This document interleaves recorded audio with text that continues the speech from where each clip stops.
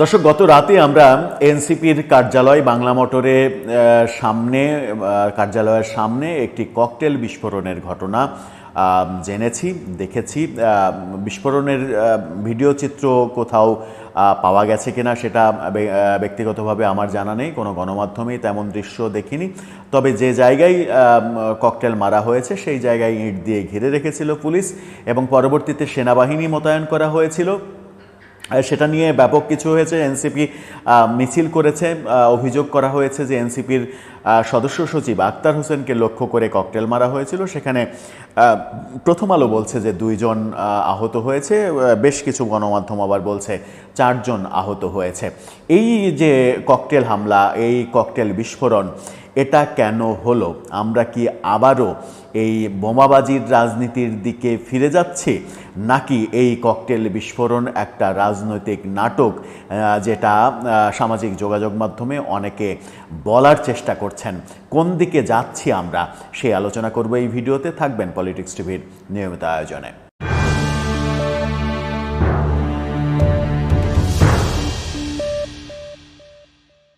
দর্শক, পলিটিক্স টিভির নিয়মিত ভিডিওগুলো স্পন্সর করছে প্রজাপতি.টিভি, নতুন ওটিটি প্ল্যাটফর্ম। আপনারা চাইলে ইউটিউবে, ফেসবুকে, ইনস্টাগ্রামে, টিকটকে দেখে নিতে পারেন।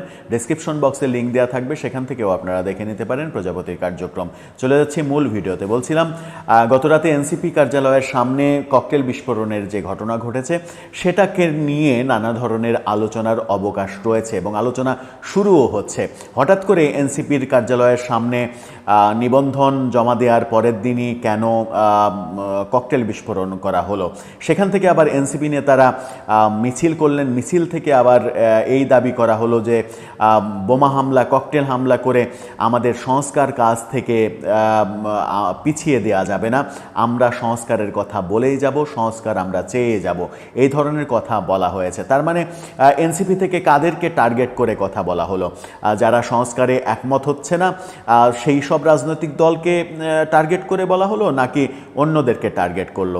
আবার বিভিন্ন দিক থেকে এরকম আলোচনাও সামাজিক যোগাযোগ মাধ্যমে শোনা যাচ্ছে যে এনসিপি নিজে নিজেই এই ককটেল বিস্ফোরণ করে এক ধরনের সহানুভূতি সৃষ্টি করার চেষ্টা করলো কিনা।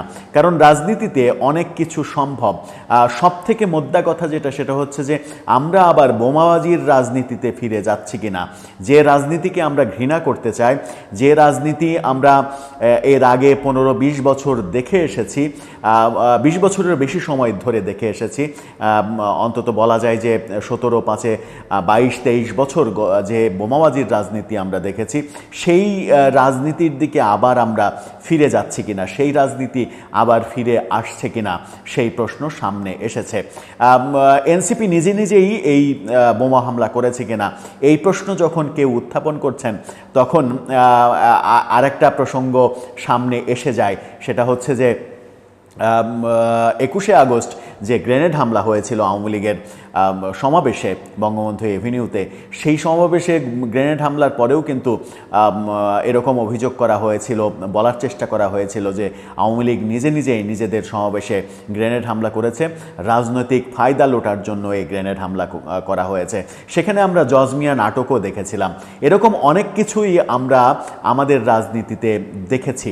আমাদের রাজনীতিতে এরকম অনেক কিছু দেখেছি বলেই, এরকম নোংরা অনেক কিছু দেখেছি বলেই আবারও শঙ্কা যে সেই রাজনীতি আবার ফিরে আসছে কিনা, কিংবা নতুন রাজনৈতিক বন্দোবস্তের সংজ্ঞা দেয়া এনসিপি কিংবা ছাত্র জনতার এই যারা নেতৃত্বে রয়েছেন, তারা যে নতুন রাজনৈতিক বন্দোবস্তের স্বপ্ন দেখাচ্ছেন কিংবা সংজ্ঞা শেখাচ্ছেন বাংলাদেশের মানুষকে, তারাও নতুন রাজনৈতিক বন্দোবস্তের দিকে আদতে আছে কিনা, সেই সন্দেহ থেকেও অনেকে বলতে পারেন যে নিজে নিজেই এই ঘটনা ঘটাতে পারে।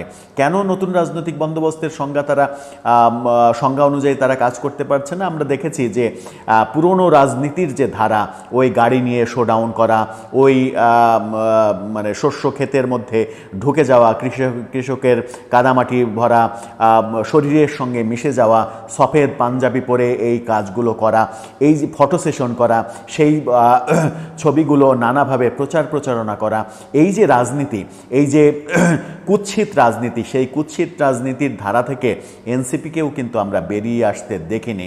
সেই কারণেই হয়তো অনেকে অভিযোগ করতে পারেন যে আবারও আমরা সেই কুৎসিত রাজনীতির দিকেই যাচ্ছি কিনা। এনসিপি নিজে নিজেই এই ককটেল বিস্ফোরণ ঘটিয়ে নিজেদের প্রতি এক ধরনের সহানুভূতি সৃষ্টির চেষ্টা করছে কিনা, এই প্রশ্নগুলো চতুর্দিকে উঠছে। কিন্তু গণমাধ্যম কি বলেছে, গতকালকে কি ঘটেছিল? এনসিপির ভাষ্যমতে রাত 10:40 বাংলা মোটরের রূপায়ণ ট্রেড সেন্টারের সামনে ককটেল বিস্ফোরণের ঘটনা ঘটে। রূপায়ণ ট্রেড সেন্টারের 16 তলায় এনসিপির অস্থায়ী কার্যালয়। ঘটনার বিষয়ে এনসিপির জ্যেষ্ঠ যুগ্ম আহ্বায়ক আরিফুল ইসলাম আদিব গণমাধ্যমকে বলেছেন, এনসিপির সদস্য সচিব আক্তার হোসেন রূপায়ণ টাওয়ারের কার্যালয়ের নিচে নামলে তাকে ঘিরে 50-60 জন লোক ছিলেন। বাংলা মোটর মোড়ে সিগন্যাল ছাড়ার পর হঠাৎ সাদা রঙের একটা হায়েস গাড়ি থেকে নেতাকর্মীদের লক্ষ্য করে একটি ককটেল ছুড়ে মারা হয়। ককটেল ছোড়ার সঙ্গে সঙ্গে গাড়িটি টান দিয়ে চলে যায়। হায়েস গাড়ি থেকে করা হয়েছে, মোটরসাইকেল থেকে করা হয়নি। তার মানে গাড়ির ভেতরে কে ছিল সেটা বোঝাটা একটু মুশকিল। আবার হায়েস গাড়িতে যেহেতু এসেছে, হায়েস গাড়ি নিয়ে যেহেতু এই কাজ করেছে, সেহেতু খুব স্বাভাবিকভাবে খুব সহজেই এই গাড়ির নাম্বার কত, এই গাড়ির রুট কোন দিকে যাচ্ছে, পুলিশের ট্র্যাকিংয়ে খুব সহজেই এটা বের করা সম্ভব এবং মূল রহস্য উদ্ঘাটন করা সম্ভব।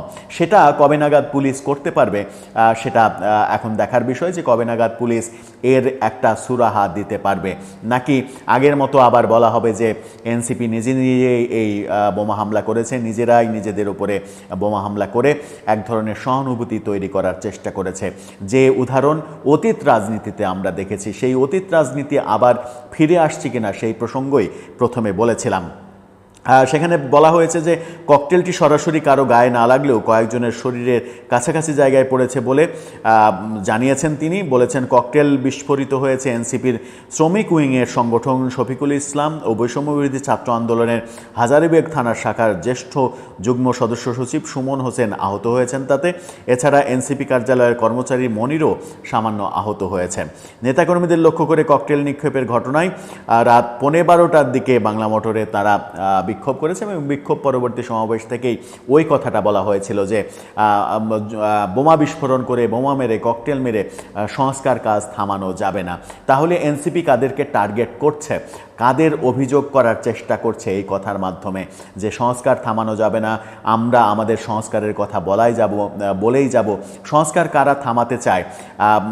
তারা কি এক ধরনের বিএনপির দিকে আঙুল তুলতে চায়, নাকি অন্য কারো দিকে আঙুল তুলতে চায়? তবে একটা ব্যাপার লক্ষণীয়, যে এখন পর্যন্ত এনসিপির নেতাদের মুখ থেকে এই ধরনের প্রচারণা আসেনি। কেন আসেনি সেটা একটা বড় বিষয়।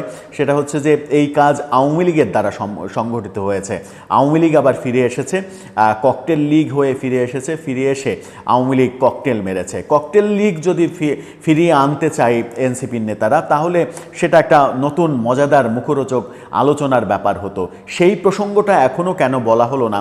প্রসঙ্গটা একেবারে যে উড়িয়ে দেওয়া যায় তাও কিন্তু না। আওয়ামী লীগের কেউ এই ঘটনা ঘটাতেই পারে, কারণ আওয়ামী লীগের প্রকাশ্য শত্রু এখন এনসিপি, এবং সব থেকে বড় শত্রু আওয়ামী লীগের তো এনসিপির তারাই তো বৈষম্যবিরোধী আন্দোলনের নেতৃত্ব দিয়েছে। সুতরাং আওয়ামী লীগ পতনের মূল কারিগর কিন্তু তারাই। সুতরাং আওয়ামী লীগের শত্রু তো তারাই, আওয়ামী লীগ এই ঘটনা ঘটাতেই পারে। কিন্তু এখন পর্যন্ত এনসিপির পক্ষ থেকে সেই ধরনের কোনো বক্তব্য আমরা পাইনি। এটা একটা অবাক করার এবং মজার একটা ব্যাপার। কেন এই ঘটনাতে আওয়ামী লীগকে এখন পর্যন্ত সন্দেহ করছে না তারা, সেটাও একটা বড় বিষয়। দর্শক, সব মিলিয়ে কোন দিকে যাচ্ছি আমরা? আবার কি আমরা ককটেল রাজনীতির দিকে ফিরে যাচ্ছি, বোমাবাজির রাজনীতির দিকে ফিরে যাচ্ছি? যখন আমরা নতুন রাজনৈতিক বন্দোবস্তের কথা বলছি, তখন নতুন রাজনৈতিক বন্দোবস্তের স্বপ্ন কোন দিকে যাচ্ছে, নাকি সেই স্বপ্নের সূর্য ওঠার আগেই অস্তমিত হয়ে যাচ্ছে? আপনার মতামত জানিয়ে লিখতে পারেন আমাদের কমেন্ট বক্সে।